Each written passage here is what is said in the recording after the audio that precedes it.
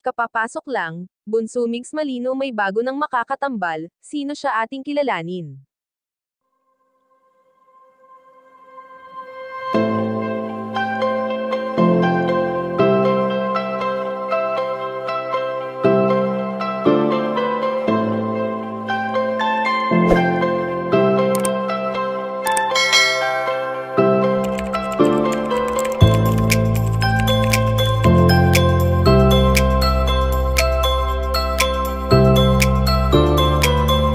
Alam naman natin na nahihilig ngayon si Bunso Mix Malino sa pag-e-explore sa iba't ibang lugar kasama ang mga taong lubos na nagbibigay saya sa kanya ngayon.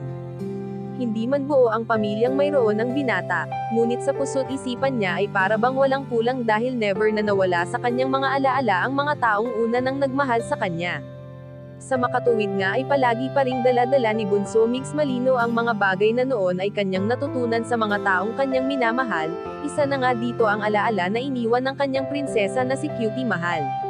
Bagamat ilang taon na ang nagdaan ng lumisan sa mundo ang namayapang komedyante, ay bakas pa rin sa binata ang sobrang pagkamis sa kanyang dating katambal. Kung ating matatandaan na noon pa man ay palaging nakanguso at nakahalakhak si Cutie Mahal, at ngayon nga ay palagi pa rin itong ginagawa ni Bunso Mix Malino. Tanda lamang ito ng kanyang tunay na pagmamahal na hindi na mapapantayan, dahil sa kakaibang saya ang naidulot sa kanya ng kanyang prinsesa. Ngunit ngayon ngang wala ng ibang nakakasama si Bunso Mix Malino sa paggawa ng mga videos ay kapansin-pansin naman ng taong ito na kung anong ginagawa ng binata, ay kaya niya na ring gawin. Nakakatuwa lang isipin na kung anong liit ni Baby Chaos, ay nakakapagbigay naman ito ng malaking saya sa kanilang pamilya. Kayo mga kachika, anong masasabi nyo dito? Please leave the comment and don't forget to subscribe.